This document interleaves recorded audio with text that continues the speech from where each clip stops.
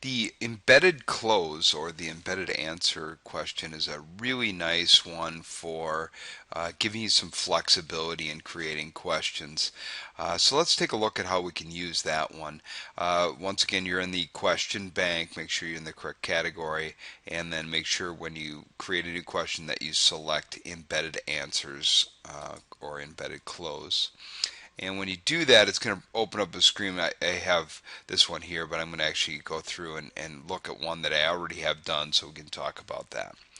Um, so as I look at my question, it's a little bit complicated in terms of how to create the actual question.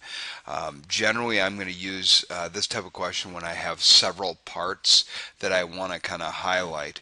So, for instance, on this one, it says apples cost a dollar, or excuse me, 75 cents each. Bananas cost 45 cents each. Right, a linear combination representing the total cost for A apples and B bananas. So it's what I'm looking for here is a short answer. And the nice thing about embedded close is that you can create any type of question that you want within the question, and then you can have several of them within the question as well. So here I'm creating a short answer question, and the question in terms of for Moodle is inside of these brackets, and each one of these things has some meaning to Moodle. So the first, and each part is being separated, excuse me, by this colon. So this one here, that just represents the score you want that to represent. So that's worth 1 point basically. SA stands for short answer. So it's telling him, we're telling Moodle that we want to do a short answer question here. And now the next colon is the answers that are acceptable answers. So the equal sign says that, hey, if it equals this, then we want to give it 100%.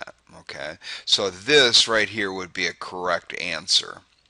And then this is also a correct answer, and this is a third correct answer. So if a student gives me any one of those three answers, those would all be acceptable answers. Now you'll notice that I've also done something else in here.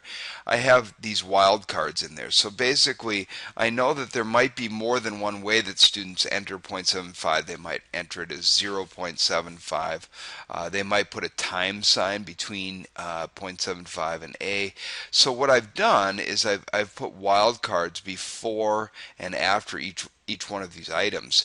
By doing that, I'm accepting maybe more answers than would make sense, but chances are pretty good that somebody's not going to enter $1.75 for bananas or apples. So I think although I'm taking a little bit of a chance that I might be accepting some incorrect answers, it's really going to allow for all of the correct answers to get credit. Okay, so this each one of these is an answer. Now you'll notice that the tilde here, that separates the different answers. So every time you see a tilde, that indicates that, hey, here's another answer. Okay, so I have three correct answers there, and then I end it with a brackets. Now if I want to add some other stuff like comments, I can do that. And if you go to MentorMob and you look at the resource that I have through Moodle, it really does a nice job of kind of laying out the different options that you can put into embedded close questions. They're a little bit intimidating to start out with, but once you get going on them, I find that I use them probably almost more than any other question type at this point. Okay.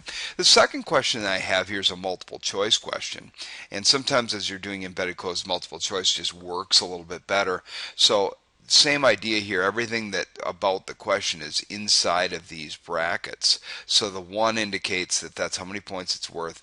MC stands for multiple choice. And then this colon indicates that the next thing is going to be the answer. So you'll notice that with multiple choice, there's going to be some answers that are correct and some that are incorrect. The equals is the one that's correct. The equals one does not have to be first. It could be anywhere in the list. Now in this particular one, I basically want them to pick between discrete and continuous. So I'm just putting those two options there. It will keep the same order. It will not regenerate or change the order of those answers, which is a little bit of a problem. But just make sure when you're making multiple choice questions that you're putting the correct answer in a variety of different positions throughout as you go along. All right, once you have the question entered, then the next area is kind of like all the other questions in that you can set a penalty factor, you can input any general feedback that you would like.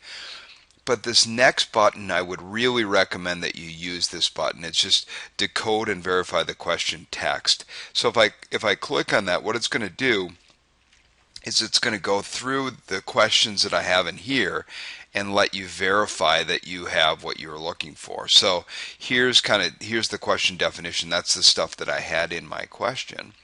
And then it tells you how Moodle's interpreting that. So it's basically saying, hey, you're going to get 1 out of 1 points if you give this answer.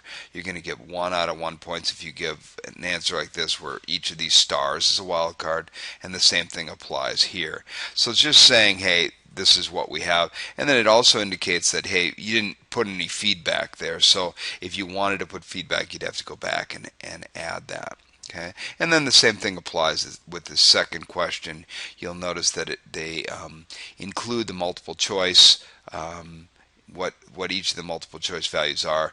Discrete is a grade of 1, but if the answer continuous, they get a grade of 0 out of 1 on that particular question. So once you have all of that and you're okay with the way those questions work, you can go ahead and hit Save Changes. And that question is now ready to go. And let's just go ahead and take a look at that question.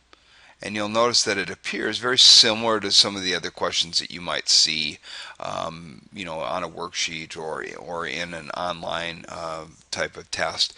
And here it's just waiting for us to input those values, where on the second one you can input based on the multiple choice values. Okay. Now, one thing that's really nice about these embedded Cloze questions is that the ability that you can put several different questions together that all kind of center around the same idea. So, especially with math, I found that these have become kind of one of my new favorite questions to be adding to Moodle quizzes as we go along.